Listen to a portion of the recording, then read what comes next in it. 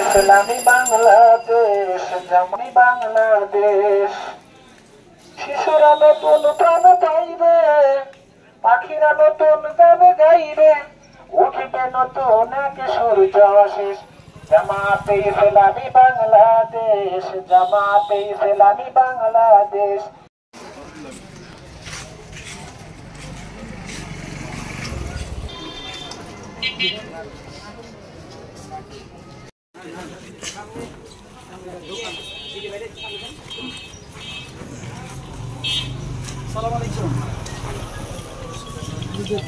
মনোনীত এমপি প্রার্থী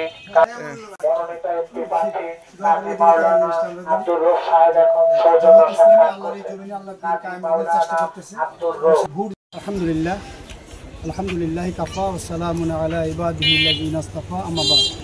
মহান রব্বুল আলামিনের দরবারে লাখ কোটি শুকরিয়া, যার অশেষ মেহরবানিতে আমরা বিগত 14-15 বছর নিত্যত নির্যাতিত ছিলাম এবং তারা আমাদের প্রতি এমন জুলুম করছিল যে জুলুমের কারণে মহান রব্বুল আলামিন তাদের প্রতি এমন নাখুশ হয়েছে যে আমাদেরকে কষ্ট দিয়েছে, আমাদের জেল জুলুম দিয়ে আমাদের দিয়েছে, আমাদের চাকরি, আমাদের ব্যবসা বাণিজ্য ক্ষতি করেছে। কিন্তু আল্লাহ তাদেরকে এই দেশ ছেড়ে চলে যেতে বাধ্য করেছে।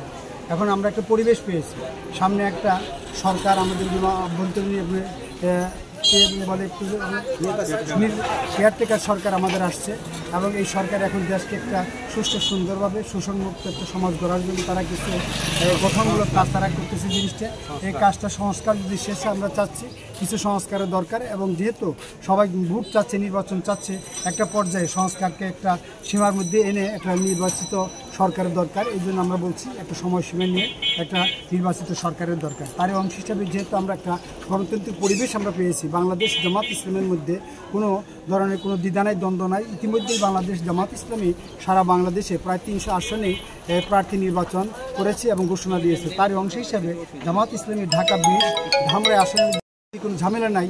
এই জন্য মানুষের কাছে আমরা নির্বাচনী কাজ, নির্বাচন প্রচারণা শুরু করেছি। আমরা এখন মানুষের সাথে সাক্ষাৎ করেছি, গণসংযোগ করতেছি এবং জামাতের কথা আমাদের পৌঁছে দিতে আমরা সক্ষম হয়েছি। আল্লাহ রাব্বুল আলামিনের দরবারে লাখো কোটি শুকরিয়া। ইতিমধ্যে এদেশের জনগণ জামাত ইসলামকে খুব আশার আলো হিসেবে মনে করতেছেন এবং আমরা এই মাসের 10 তারিখ থেকে নিয়ে 25 তারিখ পর্যন্ত গণসংযোগ আমাদের চলছে সারা দেশব্যাপী। তার অংশ হিসেবে গণসংযোগ এবং জামাত ইসলামের প্রচারণা, নির্বাচনী প্রচারণা দুইটা নিয়ে আমরা কাজ করতেছি। তারই অংশ হিসেবে আজকে এই কুশিরা এই ইউনিয়নে আমরা এখানে এসেছি। এখানে আমাদের 10টা থেকে কাজ শুরু হয়েছে। এই বাজারের কাজ শেষ করে কুশিয়ার প্রত্যন্ত অঞ্চলে অন্যান্য এলাকা এবং বাজারগুলোতেও আমরা ঘুরবো এবং সবার সাথে মত বিনিময় করবো।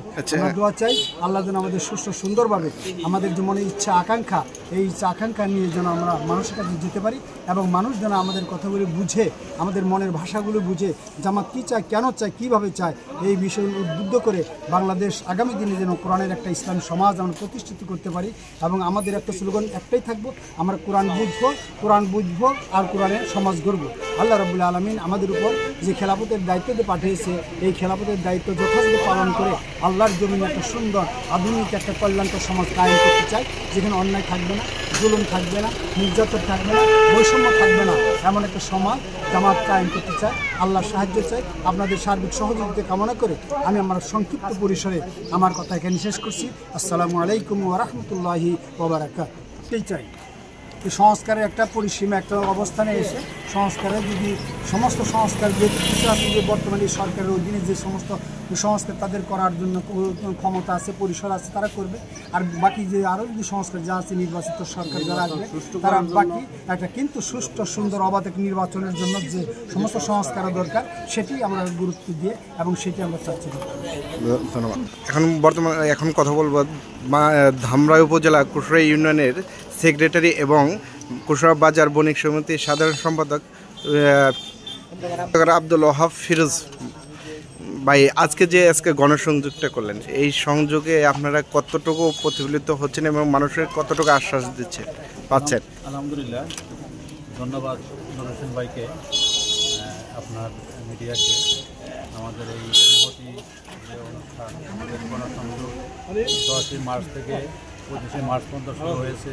সেই 10 এপ্রিল থেকে 25 এপ্রিল পর্যন্ত গণসংযোগ করেছে। সেই উপলক্ষে আমাদের এমপি ক্যান্ডিডেট আব্দুল রব ভাই উনি আসছে, ওনার সাথে আমরা বাজারে ঘুরলাম এবং আশাব্যঞ্জক সবাই হাসি খুশি মুখে আমাদের বরণ করেছে এবং আমরা অনেক আনন্দিত। আমাদের সাথে জনগণ আছে ইনশাআল্লাহ। ধন্যবাদ।